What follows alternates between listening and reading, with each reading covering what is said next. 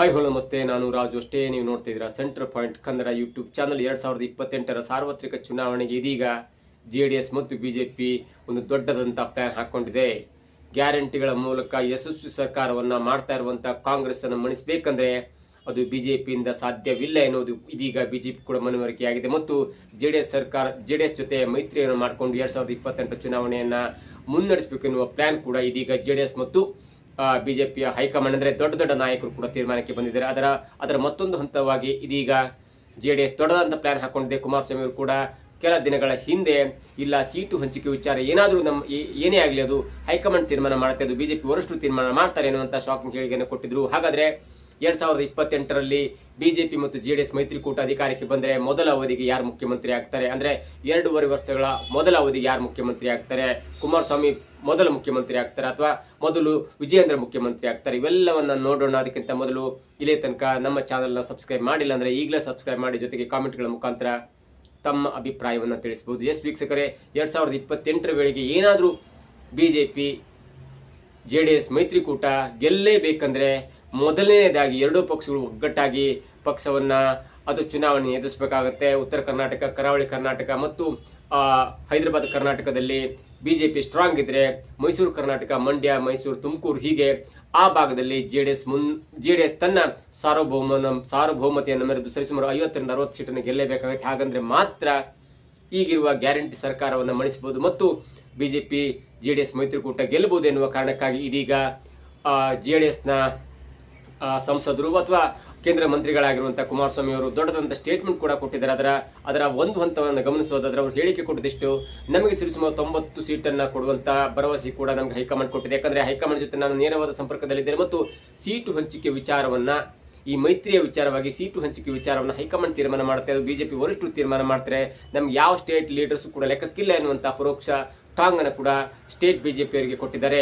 ಇದರ ಮತ್ತೊಂದು ಹಂತವಾಗಿ ಬಿಜೆಪಿ ಕೂಡ ಅನಿಸಿದೆ, ನಮ್ಗೆ ಇಲ್ಲಿಯ ತನಕ ಸರಿಸುಮಾರು 20 ವರ್ಷಗಳಿಂದ ಬಿಜೆಪಿಲಿ ಅಕೌಂಟ್ ತೆರೆದ್ರು ಕೂಡ ನಮ್ಗೆ ಇಲ್ಲಿಯ ತನಕ ಮ್ಯಾಜಿಕ್ ನಂಬರ್ ಅನ್ನ ಕ್ರಾಸ್ ಮಾಡ್ಲಿಕ್ಕೆ ಆಗಿಲ್ಲ. ಯಾಕಂದ್ರೆ ನಾವು ಮ್ಯಾಜಿಕ್ ನಂಬರ್ ಅನ್ನ ಕ್ರಾಸ್ ಮಾಡ್ಬೇಕಂದ್ರೆ ನಮ್ಮ ಮ್ಯಾಜಿಕ್ ನಂಬರ್ 105, 104, 110 ಆಗೋದ್ರೊಳಗಡೆ ಮತ್ತೊಂದು ಕಡೆ ಜೆಡಿಎಸ್ ಕೂಡ ಚಿಗುರುತ್ತೆ. ಜೆಡಿಎಸ್ ಕೂಡ 40 ಬಂದ್ರೆ ನಮಗೆ ಕಾಂಗ್ರೆಸ್ ಜೊತೆ 540 ಮಾಡ್ಲಿಕ್ಕೆ ಆಗಲ್ಲ ಎನ್ನುವ ಕಾರಣಕ್ಕಾಗಿ ಬಿಜೆಪಿ ಕೂಡ ಒಂದು ಲೆಕ್ಕದಲ್ಲಿ ಒಂದು ಮೈತ್ರಿಯನ್ನ ಮಾಡ್ಕೊಳ್ಳುವಂತ ಒಂದು ಮನಸ್ಸಿಗೆ ಬಂದಿದೆ ಅಂತ ಹೇಳ್ಬೋದು. ಯಾಕಂದ್ರೆ ಹಿಂದಿನ ಕಾಲದ ಹಾಗೆ ಯಡಿಯೂರಪ್ಪನವರೆಲ್ಲ ಅವರ ಪುತ್ರ ವಿಜಯೇಂದ್ರ ಅವರಿದ್ದಾರೆ, ಜೊತೆಗೆ ಕಾಂಗ್ರೆಸ್ ಕೂಡ ಹಿಂದೆ ಬಿದ್ದಿಲ್ಲ. ಯಾಕಂದ್ರೆ ನವೆಂಬರ್ ವೇಳೆಗೆ ಸಿದ್ದರಾಮಯ್ಯನವರು ಮುಖ್ಯಮಂತ್ರಿ ಪಟ್ಟದಿಂದ ಕೆಳಗಿಳಿದು ಡಿ.ಕೆ. ಶಿವಕುಮಾರ್ ಅವರು ಮುಖ್ಯಮಂತ್ರಿ ಆಗ್ತಾರೆ ಅನ್ನುವಂತ ಒಂದು ಮಾತು ಕೂಡ ಕೇಳಿ ಬರ್ತಾ ಇದೆ. ಜೊತೆಗೆ ಮತ್ತು ಅವರು ಮುಖ್ಯಮಂತ್ರಿಯಾಗಿ ಮುಂದುವರಿಬೇಕಂದ್ರೆ ಡಿ.ಕೆ. ಶಿವಕುಮಾರ್ ತನ್ನೆಲ್ಲ ಹಣಕಾಸಿನ ವ್ಯವಸ್ಥೆ ಆಗಿರ್ಬೋದು, ತನ್ನೆಲ್ಲ ಚಾಣಕ್ಯ ಬುದ್ಧಿಯನ್ನು ಉಪಯೋಗಿಸಿಕೊಂಡು ಅವರು ಗ್ಯಾರಂಟಿಗಳನ್ನ ಮತ್ತಷ್ಟು ಹೆಚ್ಚಿಗೆ ಮಾಡಿ 2028ರಲ್ಲಿ ಚುನಾವಣೆ ಎದುರಿಸ್ತಾರೆ ಮತ್ತು ಗೆದ್ಕೊಂಡು ಬರುವಂತಹ ವಿಶ್ವಾಸ ಕೂಡ ಅವರಿಗಿದೆ ಅನ್ನುವಂತ ಮಾತು ಕೂಡ ಕೇಳಿ ಬರ್ತಾರೆ.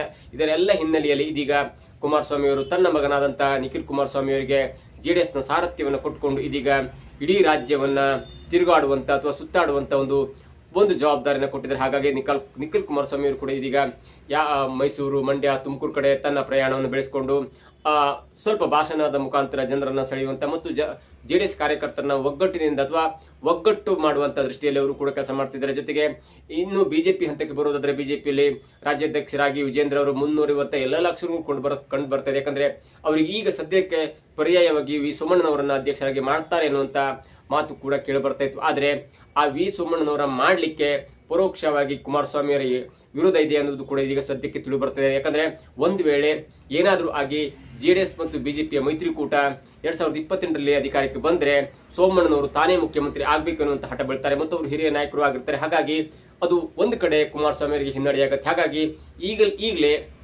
ವಿ ಸೋಮಣ್ಣನವ್ರನ್ನ ರಾಜಕೀಯದಿಂದ ದೂರ ಇಡಬೇಕು ಮತ್ತು ಅತ್ಯಂತ ದೊಡ್ಡ ಪೋಸ್ಟ್ ಆದಂತಹ ರಾಜ್ಯಾಧ್ಯಕ್ಷ ಸ್ಥಾನವನ್ನು ಕೊಡಬಾರದು ಎನ್ನುವ ನಿಟ್ಟಿನಲ್ಲಿ ಕುಮಾರಸ್ವಾಮಿ ಅವರು ಹೈಕಮಾಂಡ್ ಮುಂದೆ ಅಥವಾ ಹೈಕಮಾಂಡ್ ಜೊತೆ ಮಾತುಕತೆಯನ್ನು ನಡೆಸಿದ್ದಾರೆ ಎನ್ನುವಂತಹ ಮಾಹಿತಿ ಕೂಡ ಸಿಗ್ತಾ ಇದೆ. ಹೀಗಾಗಿ ಒಂದ್ ವೇಳೆ ಜೆಡಿಎಸ್ ಮತ್ತು ಬಿಜೆಪಿಯ ಮೈತ್ರಿಕೂಟ ಅಧಿಕಾರಕ್ಕೆ ಬಂದ್ರೆ ಸಲೀಸಾಗಿ 40 ಸೀಟನ್ನ ಪಡ್ಕೊಂಡ್ರು ಕೂಡ ಕುಮಾರಸ್ವಾಮಿ ಅವರು ಮುಖ್ಯಮಂತ್ರಿ ಆಗ್ತಾರೆ ಮೊದಲ ಅವಧಿಗೆ. ಅಂದ್ರೆ 2028ರಿಂದ 2031ರ ಏಪ್ರಿಲ್ ತನಕ ಅಂದ್ರೆ 2.5 ವರ್ಷಗಳ ಕಾಲ ಮೊದಲ ಅವಧಿಗೆ ಕುಮಾರಸ್ವಾಮಿ ಅವರು ಮುಖ್ಯಮಂತ್ರಿ ಆಗ್ತಾರೆ. ಆ ಮೊದಲ ಅವಧಿಯಲ್ಲಿ ವಿಜಯೇಂದ್ರ ಅವರನ್ನ ಉಪಮುಖ್ಯಮಂತ್ರಿಯಾಗಿ ಮಾಡಲಾಗುತ್ತೆ. ಅದಾದ ನಂತರ 2031 ಏಪ್ರಿಲ್ ಅಥವಾ ಮೇ ವೇಳೆಗೆ ಕುಮಾರಸ್ವಾಮಿ ಅವರು ತನ್ನ ಅಧಿಕಾರವನ್ನ ವಿಜೇಂದ್ರ ಅವರಿಗೆ ಬಿಟ್ಕೊಂಡು ವಿಜೇಂದ್ರ ಅವರು ಮುಖ್ಯಮಂತ್ರಿಯಾಗಿ ಪದಗ್ರಹಣವನ್ನು ಹೊಂದ್ತಾರೆ.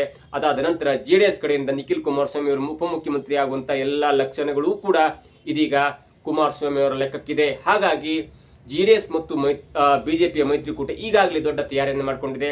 ಹಾಗಾಗಿ ಕುಮಾರಸ್ವಾಮಿ ಅವರ ಒಲವು ಅದೇನೆಂದ್ರೆ ಬಿಜೆಪಿಯಲ್ಲಿ ವಿಜಯೇಂದ್ರ ಅವರೇ ಅಧ್ಯಕ್ಷರಾಗಿ ಮುಂದುವರಿಬೇಕು. ಯಾಕಂದ್ರೆ ವಿಜಯೇಂದ್ರ ಅವರ ಅಧ್ಯಕ್ಷರಾಗಿ ಮುಂದುವರೆದ್ರೆ ಅವರಿಗೆ ಯಡಿಯೂರಪ್ಪನವರ ಒಂದು ಆಶೀರ್ವಾದ ಇರುತ್ತೆ, ಯಡಿಯೂರಪ್ಪನವರ ಬೆಂಬಲಿಗರ ಒಂದು ಲಿಂಗಾಯತ ಕಮ್ಯುನಿಟಿ ಮತ್ತು ಸ್ವಾಮೀಜಿಗಳ ಆಶೀರ್ವಾದ ಇರುತ್ತೆ.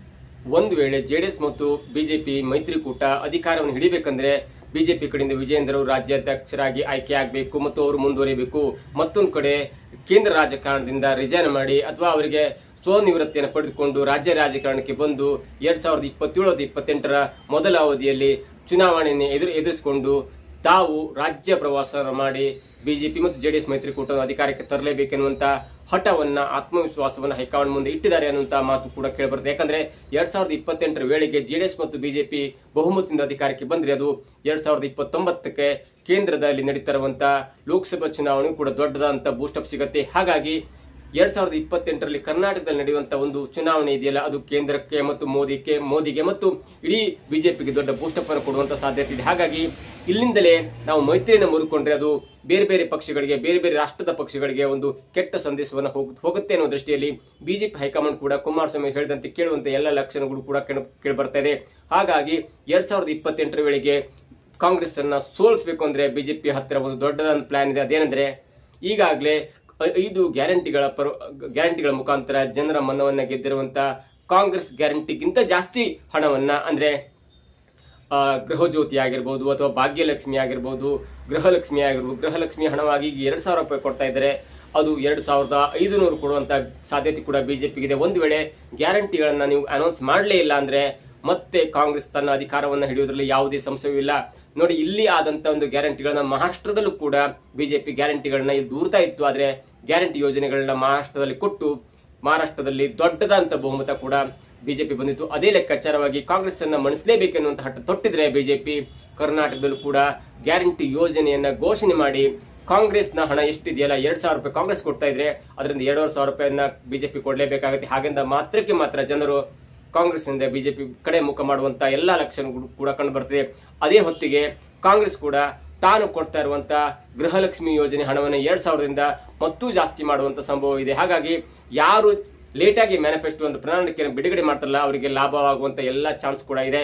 ಇವೆಲ್ಲವನ್ನ ನೋಡ್ತಾ ಇದ್ರೆ 2028ಕ್ಕೆ ಈಗಲೇ ಕುಮಾರಸ್ವಾಮಿ ಒಂದು ಪಕ್ಕಾ ಪ್ಲಾನ್ ಅನ್ನು ಹಾಕೊಂಡಿದ್ದಾರೆ. ಯಾಕಂದ್ರೆ ಅವರು ಬೇರೆ ಬೇರೆ ಪ್ಲಾನ್ ಅನ್ನು ಹಾಕೊಂಡು ಇಲ್ಲಿ ತನಕ ಕೈ ಸುಟ್ಟುಕೊಂಡಿದ್ದು ಜಾಸ್ತಿ ಆಗಿದೆ.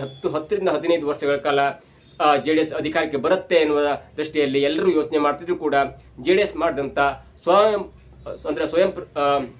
ತನ್ನ ಅಪರಾಧದಿಂದ ಅಧಿಕಾರವನ್ನು ಕಳ್ಕೊಳ್ತಾನೆ ಬರ್ತಾ ಇತ್ತು. ಆದ್ರೆ ಇದೀಗ ಗಟ್ಟಿ ನಿರ್ಧಾರವನ್ನು ಮಾಡಿಕೊಂಡು ಬಿಜೆಪಿ ಹೈಕಮಾಂಡ್ನ ಒಂದು ಆಶೀರ್ವಾದವನ್ನು ಪಡ್ಕೊಂಡು ದೊಡ್ಡದನ್ನ ಪ್ಲಾನ್ ಹಾಕೊಂಡಿದೆ. ಅದೇನಂದ್ರೆ ಏನಾದ್ರೂ ಮಾಡಿ ನಾವು ಬಿಜೆಪಿ ಮತ್ತು ಜೆಡಿಎಸ್ ಮೈತ್ರಿಕೂಟ ಸರ್ಕಾರವನ್ನ ಹಿಡಿಲೇಬೇಕು. ಜೊತೆಗೆ ಮೊದಲ ಅವಧಿಗೆ ನಾನು ಮುಖ್ಯಮಂತ್ರಿ ಆಗಬೇಕು, ವಿಜಯೇಂದ್ರ ಅವರು ಉಪಮುಖ್ಯಮಂತ್ರಿ ಆಗಬೇಕು. ಅದಾದ ನಂತರ ನಾನು ಅಧಿಕಾರವನ್ನು ಬಿಜೆಪಿ ಬಿಟ್ಕೊಡ್ತೇನೆ. ಯಾಕಂದ್ರೆ ಈಗಾಗಲೇ ನಾನು ವಚನ ಭ್ರಷ್ಟ ಎನ್ನುವಂತ ಒಂದು ಕಳಂಕವನ್ನು ಹೊತ್ಕೊಂಡಿದ್ದೇನೆ. ಅದರ ಕಳಂಕವನ್ನ ನಾನು ಬಿಟ್ಕೊಡ್ಬೇಕು ಅಥವಾ ಕಳಂಕದಿಂದ ಹೊರಬರಬೇಕಂದ್ರೆ ನಾನು ಸ್ವಯಂವಾಗಿ ವಿಜಯೇಂದ್ರ ಅವರಿಗೆ ಅಧಿಕಾರವನ್ನು ಕೊಡಬೇಕು.